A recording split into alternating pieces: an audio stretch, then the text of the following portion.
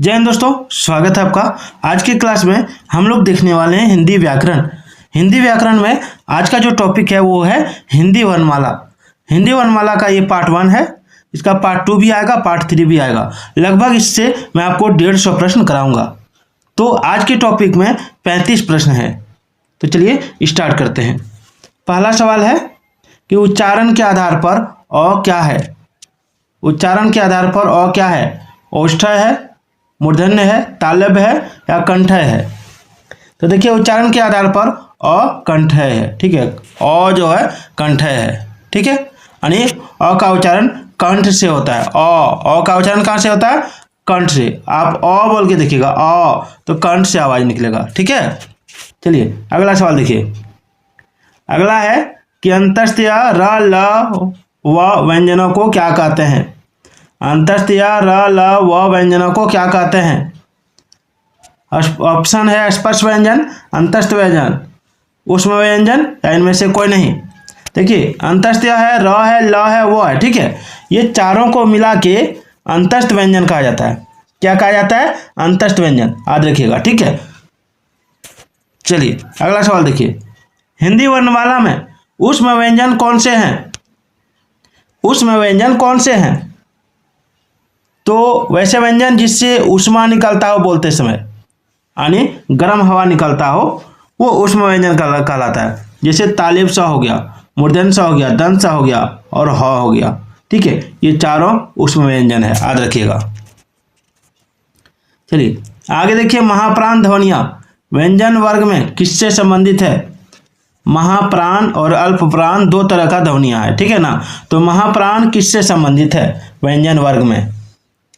तो देखिए व्यंजन वर्ग में महाप्राण जो है ये संबंधित है दूसरा और चौथा। ठीक है, जैसे आप अगर लिखते हैं क, ख, ग, घ, अंग, तो इसमें दूसरा, ठीक है, और चौथा, ये दोनों जो है दूसरा और चौथा जो है, ठीक है, दूसरा और चौथा, ठीक है, ये दोनों जो है ये महाप्राण कहलाता है।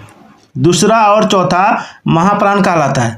ठीक है, और पहला और तीसरा अल्प प्राण कहलाता है। अल्प प्राण, याद रखिएगा।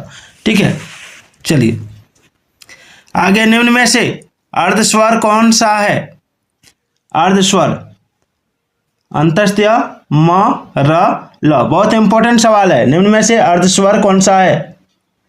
तो अंतस्थ को अर्धस्वर कहते हैं क्योंकि इसका उच्चारण अ जैसा होता है। ठीक है, अ जैसा इसका उच्चारण होता है, अ जैसा, याद रखिएगा। चलिए नेक्स्ट देखिए। प्रश्न के आधार पर ल किस प्रकार की ध्वनि है? ल जो है किस प्रकार की ध्वनि है? तो ल जो है पार्श्विक ध्वनि है। पार्श्विक ल, जब आप ल बोलिएगा तो देखिएगा पार्श्विक ध्वनि है में ये गिनती आएगा। क्यों आएगा? क्योंकि ल बोल के देखिएगा आप। ठीक है, फिर हमको कमेंट कीजिएगा कि आपको ल बोलते समय जो जीभ है वो कहाँ जा रहा है। चलिए आगे देखिए। निम्न में से कौन सा शब्द अमात्रिक है? अमात्रिक यानी इसमें मात्रा नहीं है। देखिए कारखाना में आकार की मात्रा है, अमिता में हर्षिकार की मात्रा है, चहचाना में आकार की मात्रा है, लेकिन कलरव में मात्रा नहीं है। कलरव में मात्रा नहीं है। आगे देखिए। निम्न में से महाप्राण वर्ण, महाप्राण, अभी मैंने आपको समझाया था कि जो दूसरा और चौथा होता है वो महाप्राण है। तो देखिए इसमें ये पहला है, ये पहला है अंतस्थ र ल व, अंतस्थ र ल व और थ। ठीक है, वह जो है महाप्राण में नहीं आएगा। इसमें क्या हो जाएगा? इसमें थ हो जाएगा। ठीक है, चलिए निम्नलिखित में से दंत्य वर्ण कौन सा है? दंत्य वर्ण, देखिए दंत्य वर्ण किसको कहते हैं? जिसका उच्चारण करते समय दांतों का सहारा लिया जाता हो। ठीक है, यानी त बोलिएगा त, तो उसमें दांतों से सहारा लेने पर त बोल सकते हैं, इसलिए इसको दंत्य वर्ण कहा जाता है। ठीक है, दंत्य वर्ण, याद रखिएगा। नेक्स्ट देखिए। इनमें से कौन सा वर्ण स्पर्श व्यंजन नहीं है? स्पर्श व्यंजन, ठीक है, ऑप्शन है क, च, ट, अंतस्थ। स्पर्श व्यंजन कौन सा नहीं है? देखिए अंतस्थ है आपका ये स्पर्श व्यंजन नहीं है। क च ट, ठीक है। जब आप बोलिएगा तो जीभ जो है कहाँ स्पर्श कर रहा है उसको बोल के देखिएगा, ठीक है। इसलिए इसको स्पर्श व्यंजन कहेंगे। हिंदी की स्पर्श, अघोष, महाप्राण, दंत्य व्यंजन ध्वनि कौन सी है? तो देखिए तीनों इसमें आ रहा है, स्पर्श, अघोष, महाप्राण, दंत्य, ठीक है, चारों। तो देखिए इसका आंसर क्या होगा? था। देखिए महाप्राण कैसे हुआ? क्योंकि दूसरा है। दंत्य इसलिए हुआ क्योंकि त वर्ग में आ रहा है, त वर्ग वाला सारा दंत्य होता है। अघोष वर्ण है ये, ठीक है, और स्पर्श भी है, याद रखिएगा। चलिए, कौन सी ध्वनि अल्प प्राण है? कौन सी ध्वनि अल्प प्राण है? देखिए दूसरा और चौथा, ठीक है, दूसरा और चौथा जो है, ठीक है, दूसरा और चौथा जो है ये महाप्राण है।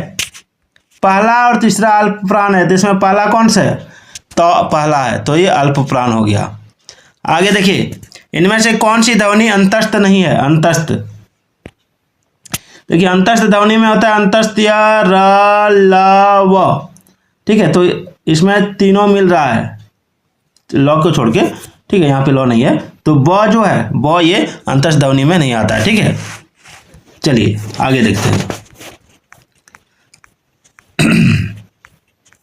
आगे द ध्वनि का उच्चारण स्थान का आधार होता है। द ध्वनि, इसको मिटा देता हूं। द ध्वनि का उच्चारण स्थान का आधार क्या होता है? तो थोड़ा देर पहले मैंने आपको बताया कि द जो है, ठीक है, द का, त का उच्चारण, थ का उच्चारण, द का उच्चारण, ध का उच्चारण और न का उच्चारण, इसका उच्चारण दंत होता है, ठीक है, दंत, याद रखिएगा। आगे हिंदी शब्द के शब्दकोश के अनुसार संतान, सकल, सचल, सक्षम शब्दों का सही क्रम क्या है? डिक्शनरी के अनुसार इसको सजाना है, जैसे ए से होता है, बी से होता है, उसी तरह, ठीक है। हिंदी शब्दकोश के अनुसार, मात्रा के अनुसार, छोटी मात्रा के अनुसार, छोटी से बड़ी मात्रा के अनुसार इसको सजाना है। देखिए इसमें हो जाएगा संतान, हिंदी शब्दकोश के अनुसार संतान, सकल, सचल, सक्षम शब्दों का सही क्रम। तो सबसे पहले हो जाएगा सकल, तब हो जाएगा सचल, तब संतान, तब सक्षम, यानी ऑप्शन सी हो जाएगा, ठीक है। चलिए आगे बढ़िए। किस शब्द में री स्वर नहीं है? री स्वर, री स्वर किस शब्द नहीं है में नहीं है? कृपा में है, दृष्टि में है, कृष्णा में है, लेकिन रिवाज में नहीं है। Option D is the right answer, ठीक है, क्योंकि इसमें र हर से ही लिखा हुआ है, ठीक है। री की मात्रा, इस तरह री की मात्रा वाला री नहीं लिखा है, ठीक है। चलिए, किन ध्वनियों को अनुस्वार कहा जाता है? किन ध्वनियों को? देखिए स्वर के बाद आने वाली नासिक ध्वनि, ठीक है, ये अनुस्वार कहलाता है, नासिक ध्वनि। ज्यादातर इसका उच्चारण नाक से होता है, अंग बोल के देखिए, अंग, ठीक है। वर्ण शब्द का अर्थ नहीं होता है, वर्ण शब्द का अर्थ नहीं होता है, क्या नहीं होता है? ठीक है, वर्ण शब्द का अर्थ नहीं होता है, वर्ण जाति हो जाएगा, वर्ण जो है जाति हो जाएगा, रंग हो जाएगा, अक्षर हो जाएगा, लेकिन आकाश नहीं होगा, ठीक है। चलिए अगला है अल्प प्राण ध्वनियों का समूह कौन सा है? देखिए अल्प प्राण ध्वनियां, ठीक है, अल्प प्राण ध्वनियों का समूह पूछा गया है।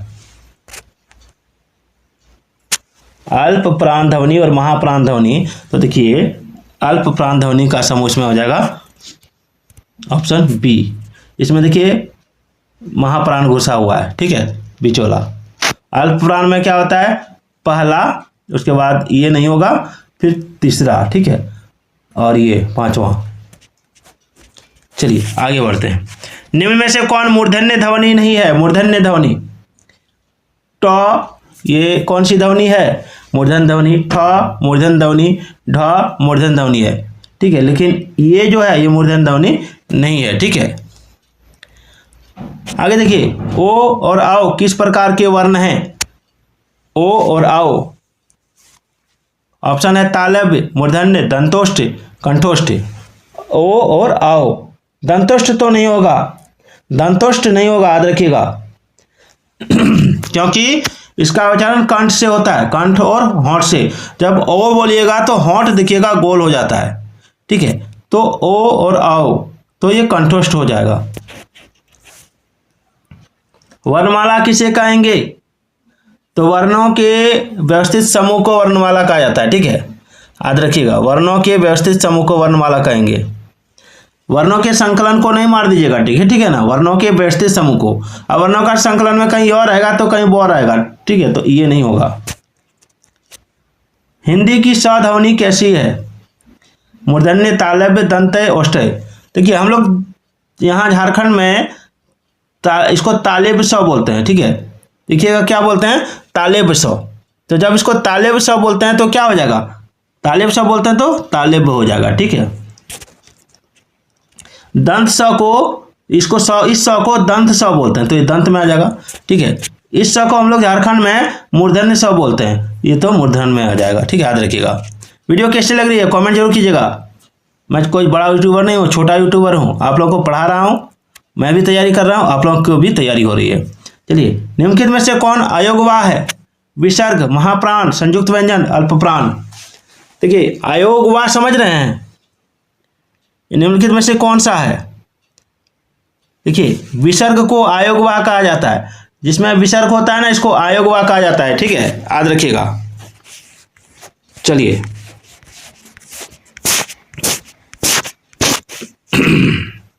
हिंदी वर्णमाला में वर्ण कितने होते हैं? कंफ्यूज हो जाते हैं बहुत सारे सर। देखिए सर, बहुत सारे सर कंफ्यूज हो जाते हैं कि हिंदी वर्णमाला में वर्ण कितने हैं। कोई 54 तो कोई 52, कोई 55, इस तरह भी मार देते हैं, कोई तो 50 में भी मार देते हैं, जो कि सरासर गलत है। हमेशा याद रखिएगा 52 हो जाएगा, 52। मैं ठीक बता देता हूँ, ताश की गड्डी में कितने पत्ते होते हैं? तो 52 पत्ते, ठीक है, तो बस वही 52 है। निम्नलिखित में से कौन से शब्द में री की मात्रा का उपयोग हुआ है?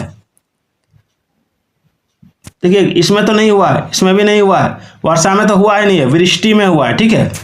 देखिए उत्तर प्रदेश पुलिस कांस्टेबल 18/6/2018 द्वितीय पाली में पूछा गया था।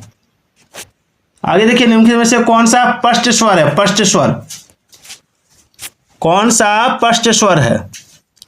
पष्ट स्वर, पष्ट स्वर, तो पष्ट स्वर कहलाएगा आपका आ, ठीक है, आ, याद रखिएगा। स्वर ध्वनि के प्रकार कितने हैं? ठीक है, यहाँ पे पूछ रहा है, सॉरी, स्वर ध्वनि के प्रकार कौन कौन से हैं? तो ये दीर्घ है, प्लुत है, ह्रस्व है। तो स्वर ध्वनि का प्रकार ये तीनों होता है, दीर्घ, प्लुत, ह्रस्व, अनुपयुक्त, तीनों हो जाएगा, ठीक है। चलिए ए और आई वर्ण क्या कहलाते हैं? ए और आई, बड़ा इंपॉर्टेंट सवाल है, बार बार परीक्षा में दोहराया जाता है। ए और आई वर्ण क्या कहलाते हैं? तो देखिए ए और आई जो है, ठीक है, इसको कहते हैं कंठव्य, कंठय तालव्य, कंठय तालव्य, क्योंकि इसका उच्चारण कंठ से और तालु से होता है, ठीक है। वीडियो कैसी लग रही है एक बार कमेंट जरूर कीजिएगा। आप लोग वीडियो को लाइक नहीं करते हैं, कमेंट नहीं करते हैं। कौन स्वर नहीं है? अ, हर्षऊ, ए और इया, हम लोग इया बोलते हैं झारखंड में इसको। तो देखिए इसमें हो जाएगा ऑप्शन डी, ये स्वर नहीं है, ठीक है, ये व्यंजन में आता है। चलिए हैक्ष वर्ण किसके योग से बना है? हैक्ष वर्ण किसके योग से बना है? तो हैक्ष वर्ण जो बना है वो क प्लस मूर्धन्य स, यानी ऑप्शन सी हो जाएगा। आगे देखिए निम्नलिखित में से ओष्ठ्य ध्वनि कौन सी है? ओष्ठ्य ध्वनि, ओष्ठ्य प हो जाएगा, प का उच्चारण, पोष का उच्चारण ओष्ठ से, होठों से होता है, ध्यान से देखिएगा, ठीक है।